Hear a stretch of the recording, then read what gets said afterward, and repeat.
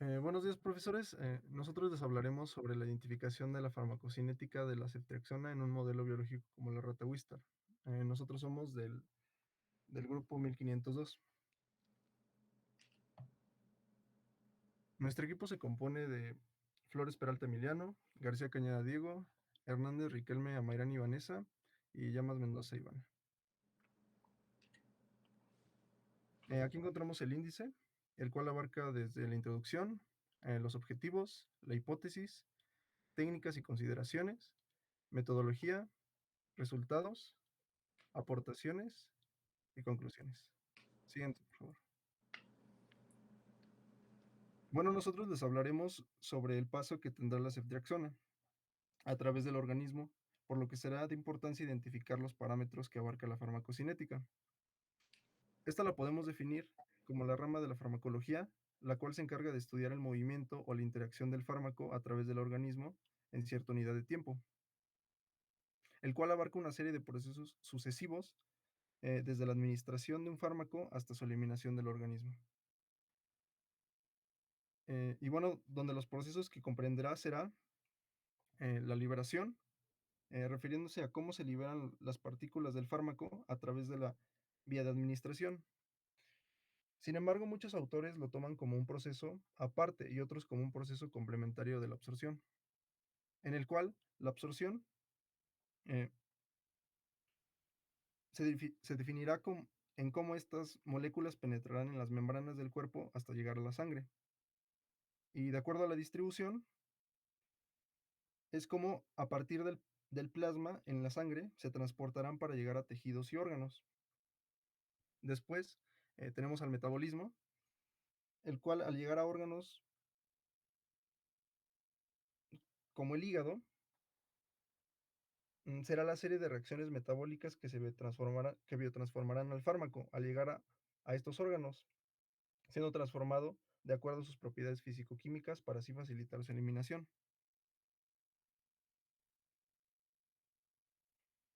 Luego tenemos a la eliminación, que comprende la última etapa donde una vez el fármaco ha cambiado sus propiedades, será eliminado por vías de excreción, como los riñones, donde el fármaco filtrado de la sangre y será excretado por la orina, o por eliminación vía pulmonar, excretándose en forma de gases al eliminarse fármacos volátiles. Todo esto es de acuerdo a las características que este tenía, las cuales nos ayudarán a comprender las etapas determinantes para que el fármaco actúe en el organismo y cómo es que será desechado. Siguiente, por favor. Y bueno, aquí tenemos a los parámetros farmacocinéticos, los cuales establecen medidas para describir las etapas de la farmacocinética del fármaco en el organismo y así ver cómo se comporta dentro de esta y si la vía de administración será adecuada. Aquí tenemos al tiempo de vida media, el cual nos indica el tiempo que tardará en reducirse en la mitad de la dosis administrada o total, la cual nos ayudará a determinar la frecuencia y duración de acción que tendrá el fármaco. Además, si es necesario hacer algún ajuste en la dosis en caso de que el paciente presente alguna enfermedad en su cinética o biotransformación para ser eliminado. También tenemos al aclaramiento plasmático, el cual nos indicará cómo se está dando la depuración de la sangre del fármaco por unidad de tiempo, observando así su eficacia en las vías de eliminación. También tenemos al volumen de distribución, el cual será de una relación entre la concentración del fármaco en plasma con la cantidad de fármaco en todo el organismo, en unidades de volumen, comúnmente expresado en litros. Este nos indicará qué tanto está distribuido el fármaco en el organismo. Y en caso de que sea muy pequeño, los valores indicarán que el fármaco está concentrado en la sangre, teniendo una pobre distribución. También tenemos la constante de absorción, la cual se expresará como la probabilidad que tiene una molécula de absorberse en cierta unidad de tiempo, comúnmente expresado en horas. Y también tenemos a la constante de eliminación, la cual expresa el porcentaje de fármaco eliminado eh, por cada hora. Siguiente, por favor. Y bueno, conociendo los procesos por los que pasará el fármaco, debemos saber qué es lo que propondremos al administrar, para ver qué propiedades y ciertos efectos farmacológicos eh, tendrá en el organismo. Es así que este fármaco entrará en la clasificación de antibiótico. ¿Y qué es un antibiótico? Referimos a este tipo de fármacos para el combate, tratamiento de infecciones causadas por microorganismos infecciosos, como lo son las bacterias. Estos pueden ser de naturaleza sintética o semisintética, ya que su descubrimiento se debe a la implementación de sustancias producidas por otro tipo de microorganismos, el cual también ya pueden ser sintetizadas químicamente. Estas son capaces de inhibir o incluso destruir a los microorganismos causantes de la patología causada. Esos también se pueden clasificar como antibacterianos en relación con las especies sobre las que puede actuar, el cual puede ser considerado como bactericida, siendo capaz de destruirlo, o bacteriostático al inhibir su desarrollo. Siguiente, por favor. Que de acuerdo a su mecanismo de acción en este tipo de antibióticos, ¿cómo es que estos actuarán? Eh, de acuerdo a la inhibición de la síntesis de la pared celular, los antibióticos que se incluyen en este grupo son generalmente bactericidas, eh, en la alteración de la función de la membrana celular bacteriana, en la inhibición de la síntesis proteica. Por lo general, estos antimicrobianos tienen un efecto bacteriostático, en la inhibición de la síntesis o función de ácidos nucleicos, o en la inhibición de la síntesis de metabolitos esenciales, compitiendo con estos metabolitos en la unión a las enzimas que actúan sobre ellos. Siguiente. Y bueno, hemos hablado de las generalidades de los antibióticos, pero debemos aterrizar nuestras ideas al fármaco de estudio, en este caso la ceftriaxona. Y bueno, la ceftriaxona se presentará en frascos con ámpulas que contienen ceftriaxona disódica equivalente a 0.51 gramos de ceftriaxona, además de una ampolleta con diluyente de 2, 3, 4 o 10 mililitros, para que pueda ser administrado vía intramuscular o por vía intravenosa, por lo que este será inyectable y dependerá la vía de administración de acuerdo a la condición del paciente. Sin embargo, este tendrá unas contraindicaciones, las cuales nos dicen que cuando exista una enfermedad hepática y renal, se deberá disminuir la dosis. Siguiente, por favor. Y bueno, de acuerdo a estas características, tenemos una idea más clara de la ceftriaxona, pero es importante conocer cómo será el paso de este a través del organismo.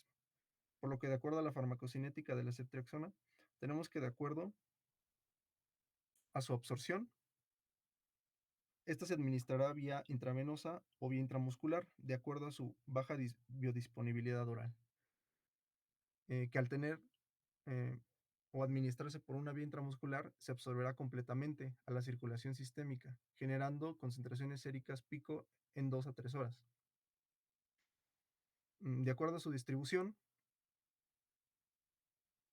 la unión a proteínas plasmáticas en un 96% con dosis elevadas disminuye a 85 y se distribuirá ampliamente a los tejidos y fluidos corporales con un volumen de distribución de 7 a 12 litros. Esta unión a proteínas puede influir en la biodisponibilidad del fármaco para llegar a los tejidos y ejercer su efecto, además de que llega a cruzar la barrera hematoencefálica en pequeñas cantidades, útil para infecciones del sistema nervioso central. De acuerdo a su biotransformación, este se metaboliza mínimamente en el hígado, por lo que no se degrada rápidamente, donde la microbiota intestinal la transformará en metabolitos inactivos. Y de acuerdo a su eliminación, este se excretará vía renal por la filtración glomerular y la secreción tubular a través de la orina en un 50-60% y el resto por las heces, inalterada, junto a una pequeña proporción de productos inactivos, generados por el metabolismo intestinal, donde su tiempo de vida media oscila entre 5.4 y 10.9 horas. Y bueno, es así que podemos determinar los objetivos para la realización de este protocolo de investigación acerca de la ceftriaxona. Y bueno, nuestro objetivo general será analizar el proceso farmacocinético de absorción de un antibiótico como la ceftriaxona en un modelo biológico como las ratas Wistar, administrado por vía intramuscular mediante la presencia de concentración del fármaco de sangre.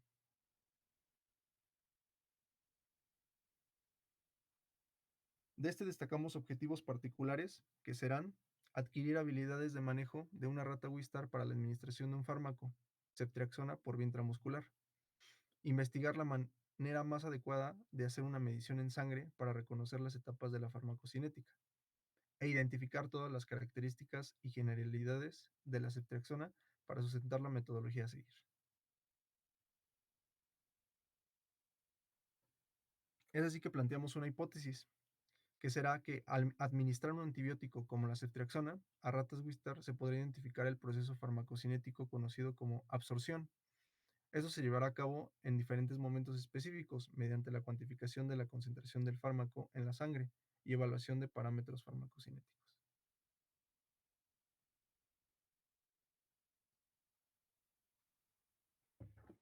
Soy Llamas Mendoza y les voy a hablar acerca de las consideraciones.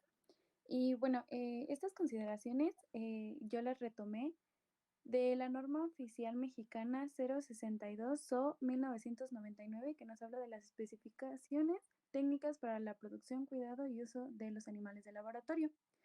Por eso vamos a empezar hablando de las consideraciones en cuanto al sujeto de estudio, porque sabemos que todo este manejo requiere ciertos cuidados y atenciones. Como estamos planteando que el animal se nos sea dado un día antes de la experimentación como tal, pues obviamente necesitamos suministrarle alimento, agua y un espacio o hábitat. En cuanto a la alimentación base, vamos a tener que, en general y según la literatura, se nos dice que las ratas consumen de 3 a 4 nutricubos, aunque esto puede variar. El agua debe ser potable, debe ser a saciedad y debe estar contenida en un bebedero adecuado. El hábitat debe ser una jaula que se conoce como caja de zapatos, que es de medidas de 274 por 274 por 150 milímetros y debe estar limpia con una cama sanitaria de 3 centímetros, ya sea de eh, algún sustrato o viruta. También tenemos que tener cuidados acerca sobre los ruidos y los olores que puedan generarle estrés al animal y debemos respetar su ciclo circadiano. En este caso, si se nos va a entregar un día antes, pues debemos tomar estas consideraciones. Siguiente, por favor. Ahora bien, debemos hacer consideraciones en cuanto al fármaco, dosis, forma farmacéutica y tiempos de recolección o de determinación. El primero va a ser la forma farmacéutica y esto se debe a que nosotros estamos planteando que si este protocolo va a ser reproducido, pues queremos que la forma farmacéutica sea una sola y pues esta es ceftriaxona, solución 1 gramo inyectable y que tiene un diluyente de 3.5 mililitros. Como va a ser una vía intramuscular, bueno, aquí pusimos la foto del cuidado que se le tiene que tener al sujeto de estudio en cuanto a pues esta inyección o esta vía de administración.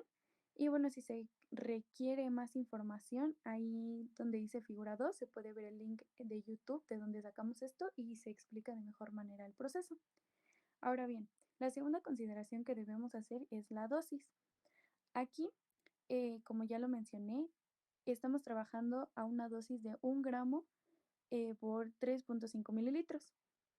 Y bueno, el cálculo posológico ejemplo que estamos utilizando aquí, pues es con un peso de una rata de 300 gramos. Vamos a empezar haciendo una relación en cuanto a que el gramo de ceftriaxona es para el peso de una persona de 70 kilogramos. Entonces, si nosotros deseamos ver cuántos son los gramos requeridos para una dosis en rata de 300 gramos que pasamos a kilogramos, pues sería hacer una regla de 3 y nos da como resultado 4.29 por 10 a la menos 3 gramos. Esto, si lo queremos convertir a miligramos para que sea más fácil al momento de pesar esto, pues simplemente sería una conversión y saldrían 4.29 miligramos. Ahora, como está en una solución o tiene un diluyente, necesitamos que los miligramos que están en 3.5 mililitros y los que necesitamos, que en este caso son 4.29 miligramos. Hacemos la regla de 3 y obtenemos que los mililitros necesarios para estos 4.29 miligramos son 0.015 mililitros. Y la tercera consideración que vamos a hacer son los tiempos de determinación en horas. Esto se fijó ya que, como lo mencioné hace un momento, si queremos que este protocolo pueda ser reproducido más adelante o si bien se quisiera aplicar, pues las horas que nosotros planteamos fueron fundamentadas en, en el tiempo de vida media de nuestro fármaco, que como lo mencionó mi compañero Emiliano, pues es aproximadamente de 8 horas, aunque tenemos un pico de concentraciones séricas entre las 2 a 3 horas. Por eso se determinó que se ocuparían o se harían recolecciones de dos en dos, pero haríamos una a la primera hora. Esto simplemente pues para ver cómo van cambiando nuestras concentraciones en sangre. Siguiente, por favor. Antes de pasar a la metodología que les explicará mi compañera Mayrani, es necesario que nosotros les planteemos primero los fundamentos de las técnicas que vamos a utilizar. Vamos a empezar con la de High Performance Liquid Chromatography, que esta es la cromatografía líquida y nos habla de que es una tecnología basada en el principio de que un tamaño de partícula menor conlleva una mayor eficiencia, tiene una separación rápida, con mayor resolución y sensibilidad. Esta cromatografía es una técnica utilizada para separar los componentes de una mezcla y consiste en una fase estacionaria no polar que está en la columna y una fase móvil. La fase estacionaria regularmente es sílice o sílica y la fase móvil actúa como portador de la muestra. La muestra en solución es inyectada en la fase móvil y los componentes de esta van a emigrar de acuerdo a las interacciones no covalentes de los compuestos con la columna. Estas interacciones químicas van a determinar la separación de los contenidos de la muestra. Y bueno, como lo explicará un poco más adelante mi compañera, si se quisiera como hacer una determinación solo de esta, existen detectores específicos que nos ayudarán a determinar pues los compuestos dependiendo de su naturaleza. Y la siguiente que tenemos, o que técnica que vamos a ocupar aquí, es la que se conoce como dried blood spots o técnica de gota seca. Y este es un método de análisis semiautomatizado u automatizado en el cual se realizan controles de la farmacosíntesis de cuantas gotas de sangre. Eh, este, esta técnica fue desarrollada en 1963 y aunque sí o recientemente se ha ocupado para estudios farmacocinéticos y farmacovigilancia o vigilancia clínica, regularmente se ha ocupado para investigaciones o determinaciones de las enfermedades. Y bueno, esta técnica es muy buena o se considera como bastante óptima porque es una técnica muy poco invasiva, ya que solo se hace unas pequeñas, bueno, se recolectan gotas, pero solo con un piquete, en este caso si es de la rata, en cola o patas. Y pues nos ayuda a obtener múltiples muestras sanguíneas de muy pequeño volumen. Y pues se realiza todo un procesamiento en el cual al final pues obtendremos una concentración. Siguiente, por favor. Bueno, yo soy Hernández Riquelme y les voy a explicar la metodología planteada en el presente protocolo. Siguiente, por favor. Durante esta metodología, nosotros planteamos el que las ratas se nos fueran entregadas un día antes de la experimentación. Ese mismo día, y tomando en consideración todas las ideas que se plantearon anteriormente con mi compañera, pues pesaríamos a la rata y asimismo la sexaríamos. En esto también hay que marcarla, recordando que las líneas significan 5 puntos y el punto pues equivale a 1. Posteriormente, al día siguiente, pesaríamos la rata nuevamente antes de la experimentación. Esto para tener un dato de rutina, el peso del día anterior y el del día en el que se va a experimentar. Y posteriormente realizamos los cálculos posológicos para administrar la dosis. Esto tomando en cuenta el peso que se obtuvo el día de la experimentación. Después pasamos a la administración del fármaco por vía intramuscular. Después hacemos la determinación a través de las 2 técnicas anteriormente explicadas, pero tomando muestras cada 2 horas. En la técnica High Performance Liquid Chromatography, agregaremos muestra plasmática en la columna y por medio de bombas de alto rendimiento se administrará el disolvente, en donde nuestra fase estacionaria será material granular y nuestra fase móvil será el líquido presurizado. Posteriormente tendremos las técnicas de extracción UV y tendremos posteriormente la medición analítica del fármaco.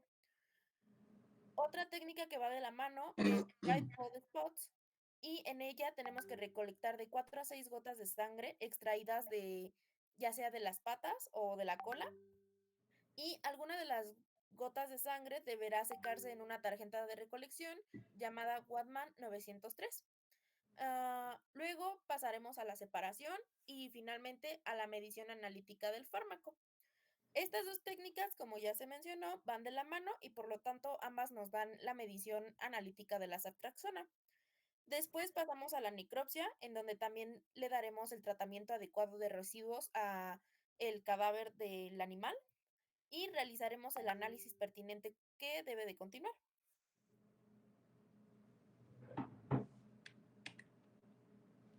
Bueno, yo soy García Cañada Diego y les voy a hablar más a fondo sobre los resultados. Bueno, primeramente esperamos una serie de tablas que planteamos, en la cual en la primera tabla hablamos sobre los datos generales de la rata Wistar. Aquí no es que más que hablar sobre el animalito, el cual tendremos, y hacer todo el proceso de marcado, peso y, bueno, el marcado, sexado y peso del ratoncito. Posteriormente haremos el cálculo de la cantidad requerida del fármaco para la dosis del sujeto de prueba, en el cual pues sacaremos los gramos de polvo mediante pues la relación de un gramo es igual a 70 kilogramos. Entonces, teniendo el peso de la rata en kilogramos, sacamos estos gramos de polvo. Posteriormente, en los gramos de polvo tenemos que sacar la relación de gramos a miligramos. Teniendo estos miligramos, sacamos los mililitros del diluyente, que no es más que sustituir en la fórmula plasmada. En la tabla 3 tenemos los datos de concentraciones plasmáticas de ceftriaxona por vía intramuscular en función del tiempo y administrada a la dosis adecuada a una rata Wistar macho.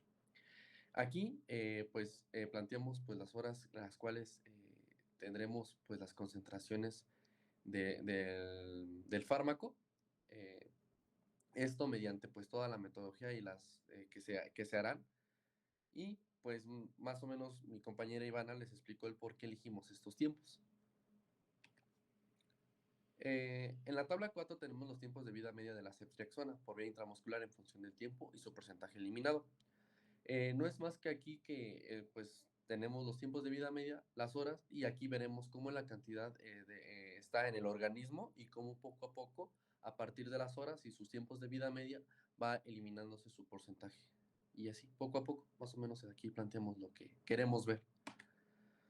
Posteriormente, en las propuestas para verificar los resultados obtenidos, se pretende realizar las determinaciones que se harán en el estudio, esto con la finalidad de entender cómo el fármaco se comporta en la rata Wistar después de su administración, pues la vía extravascular mediante una cinética de primer orden. Esto se debe a que el fármaco se inyecta directamente en el tejido muscular, no en el torrente sanguíneo, y pues la cinética que rige este proceso puede ser estimada por el medio del método de las residuales. Y pues aquí tenemos la gráfica de concentración plasmática de la ceftriaxona sobre el tiempo. Pues más o menos para ejemplificar de mejor manera, cómo esperemos que la gráfica fuera al finalizar, ¿no? Y pues esta gráfica fue retomada por los ejercicios del taller de farmacocinética 2, ya que pues cumple con los parámetros que necesitamos a evaluar. Y en el fundamento de la gráfica podemos decir que como resultado de esas etapas se genera concentraciones del fármaco en la sangre, las que van cambiando en el tiempo.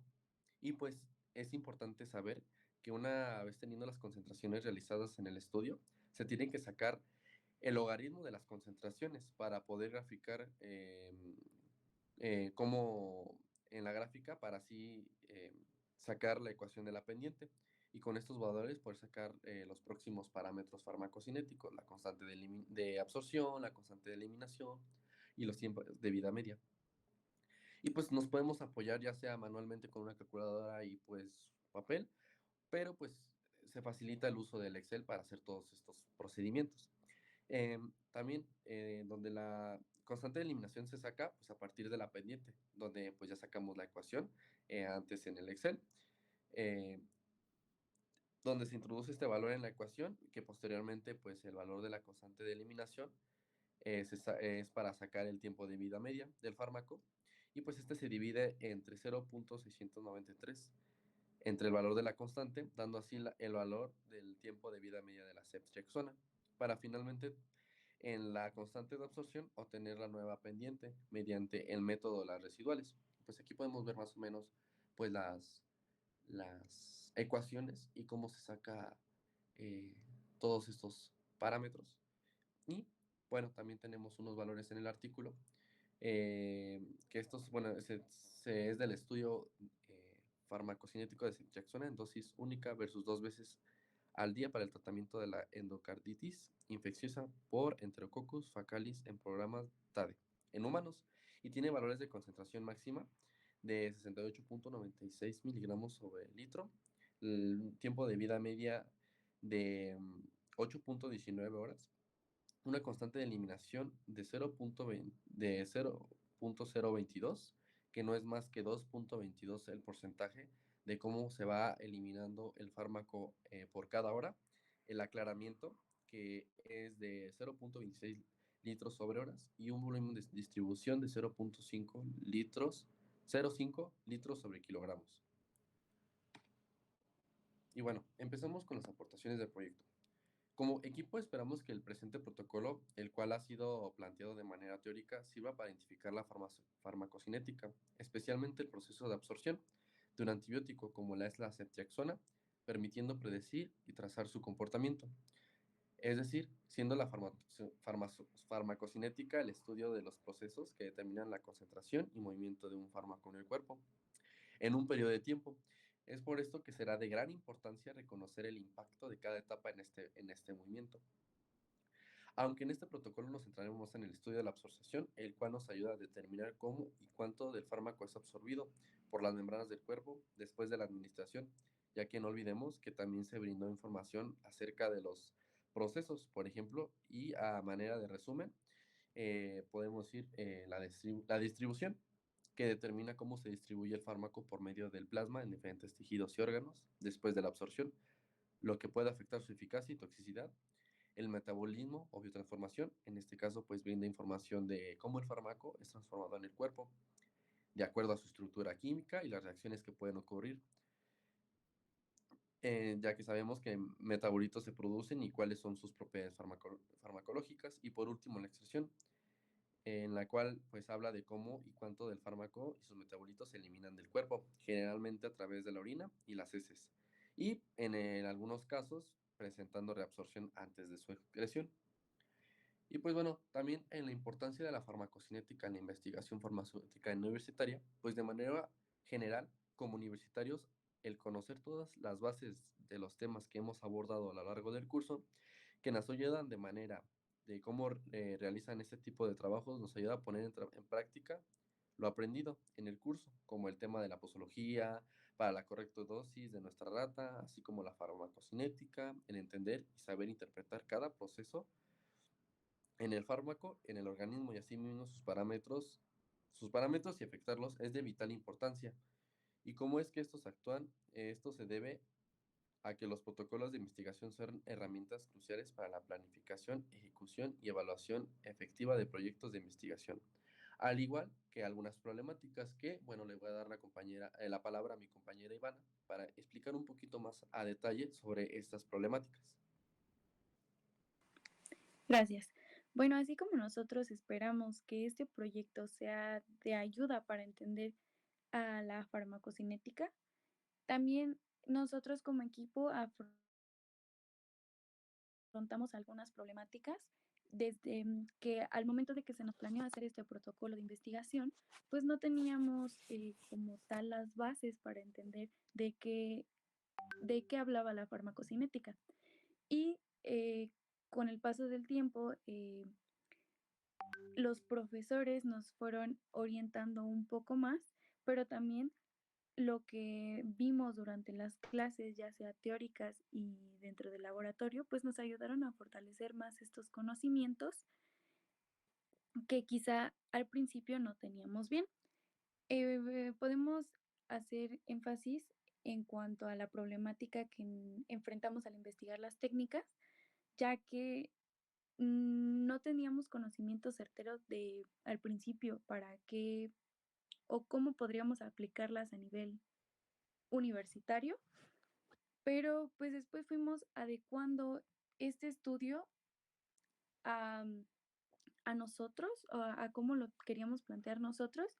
Y pues bien, también esta información la pudimos concretar pues con ayuda de los ejercicios que fuimos haciendo a lo largo de este semestre. Y pues sí, fueron algunas de las problemáticas que afrontamos, pero creo que también fueron de mucha ayuda, ya que pudimos sentar bien las bases de nuestro proyecto.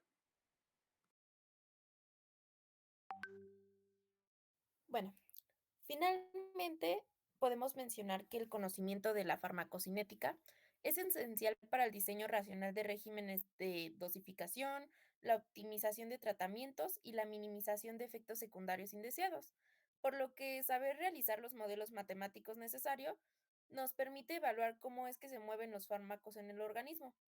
En este caso, al llevar una etapa de prueba realizada a los sujetos de estudios experimentales, mejor controlados y considerando las posibles deficiencias que pueda haber, es lo que permite tener un antecedente de las reacciones y efectos que se puedan tener en un organismo vivo.